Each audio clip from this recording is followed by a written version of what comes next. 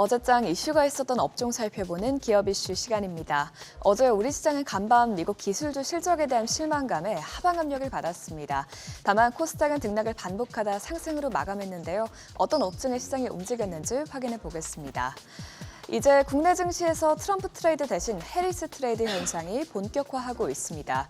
조 바이든 대통령이 미국 대선 후보에서 사퇴하면서 해리스 부통령이 무섭게 치고 올라오고 있는데요.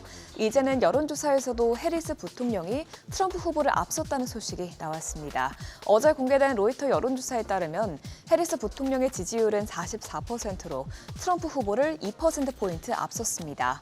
아울러 해리스 부통령은 현재까지 1억 달러의 선거 자금을 모금하는 등 대선 가도에 날개를 다는 모습인데요. 이에 따라 트럼프 트레이드는 약세를 보이고 해리스 관련주인 친환경 에너지주, 대마주에 매수세가 몰리고 있습니다. 해리스 부통령과 민주당은 환경 규제를 강조하고 있으며 대마주 합법화를 추진하고 있기 때문인데요. 어제 마감 상황 살펴보면 먼저 대마 관련주를 묶이는 화일약품과 에머리지가 각각 19.21%, 에머리지가 11.14% 뛰었고요. 한국 BNC도 7.4% 상승했습니다. 또 이어서 친환경 관련주인 CS 윈드가 4.56%, 금양 그린파워가 2.15% 상승했습니다. 최근 미국과 일본 등 각국에서 신종 코로나19 변이가 확산세를 나타내면서 진단키트 관련 종목이 강세를 보이고 있습니다. 앞서 지난 20일 일본에서 신종 코로나19 환자 발생이 10주 연속 증가세를 보인다는 소식이 전해졌는데요. 보도에 따르면 이달 8일부터 14일 동안 일주일간 보고받은 코로나19 신규 환자 수는 5만 5천 명대에 달했습니다. 또한 미국에서도 지난 6일 코로나19 확진자가 전주에 비해 약 25%가량 증가한 것으로 나왔습니다.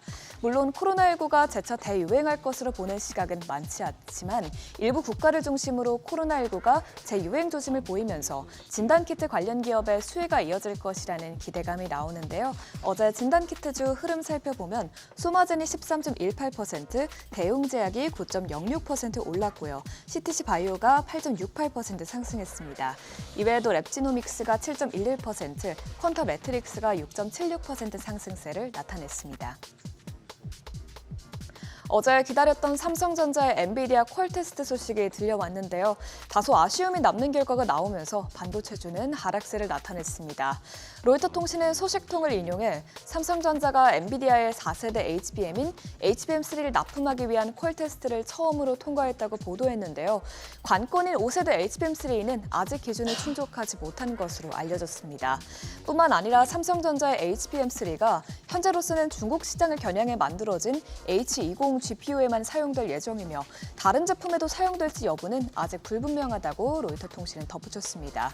물론 삼성전자가 엔비디아라는 거래처를 확보했다는 점에서 이는 호재로 볼 수 있겠지만 시장은 4세대 통과보다는 5세대인 HBM3가 통과하지 못했다는 점에 주목하면서 이를 악재로 받아들였습니다. 이 같은 소식에 삼성전자에는 실망 매물이 쏟아졌고요. 최근 미국장에서 반도체주에 대한 센티먼트가 약화한 것도 반도체주 하락에 영향을 끼쳤습니다. 어제 사피엔 반도체와 자람 테크놀로지가 모두 4%대 떨어졌고요. 소식이 전해졌던 삼성전자는 2.26% 하락했습니다. 또 이외에도 가온칩스가 2.13%, 한미 반도체가 1.44% 하락세를 기록했습니다. 미국 전기차 기업 테슬라가 시장 기대에 못 미치는 실적을 발표하자 국내 2차 전지 관련주도 동반 하락세를 나타냈습니다. 실적 보고서에 따르면 테슬라의 2분기 매출은 255억 달러로 전년 대비 2%가량 늘어나긴 했지만 주당 순이익이 예상치에 크게 못 미쳤고요. 자동차 부문 매출 역시 전년 동기 대비 7% 감소한 것으로 나타났습니다. 최근 테슬라는 전기차 판매 부진을 해결하기 위해 가격 할인 카드를 대거 꺼내들면서 수익성이 악화된 것으로 보이죠. 또 테슬라의 실적 부진에 국내 2차 전지 기업들의 투자 심리가 위축되고요. 또한 테슬라뿐만 아니라 GM도 실적을 내놨는데 GM은 전기차 전환 속도를 늦추고 내연기관차에 집중해 호실적을 거뒀다는 분석이 나오자 2차 전지 업종의 호재가 되지 못했습니다. 이처럼 전기차 캐즘의 GM과 포드 등 여러 자동차 업체들은 전기차에 대한 투자를 늦추고 있는데요. 여러 가지 악재가 겹치면서 2차 전지 관련주가 부진한 흐름을 이어갔습니다. 한울 반도체가 16.65%, KNS가 7% 떨어졌고요. 에코프로 머티도 3.58% 하락했습니다. 또 그 밖에 포스코 퓨처엠이 2.78%, 롯데 에너지 머티리얼즈가 2%대의 낙폭을 기록했습니다. 지금까지 어제장 이슈 살펴봤습니다.